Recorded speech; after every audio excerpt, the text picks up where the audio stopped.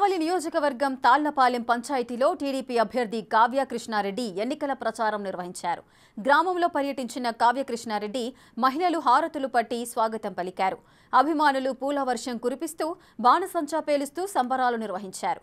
ప్రతి ఒక్కరిని ఆప్యాయంగా పలకరిస్తూ వారి సమస్యలను తెలుసుకుంటూ సమస్యల పరిష్కారానికి హామీనిస్తూ ప్రచారం నిర్వహించారు. తెలుగుదేశం ప్రభుత్వం వస్తే ప్రజలకు అందించే సంక్షేమ పథకాలను వివరించారు. ఒక్క అవకాశం కల్పించి ఎమ్మెల్యేగా నన్ను, ఎంపీగా వేమిరెడ్డి ప్రభాకర్ రెడ్డిని గెలిపించాలని ఆమె అభ్యర్థించారు.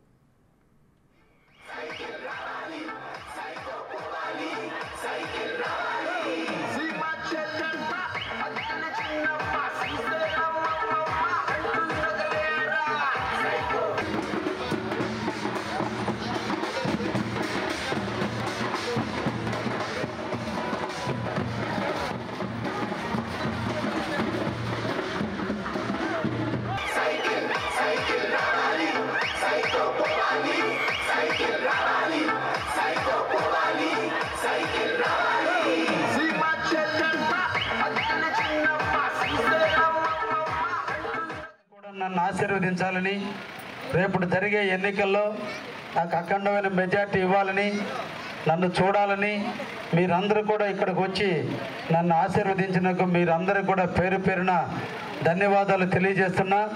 మీ ఆశీస్సులతో, మీ సూచనలతో మే 13వ తేదీ జరిగే ఎన్నికల్లో వైసీపీని ఓడగట్టాలి, తెలుగుదేశాన్ని గెలిపించుకోవాలి, ఈ రాష్ట్రానికి చంద్రబాబు నాయుడు గారిని ముఖ్యమంత్రిని చేసుకోవాలి.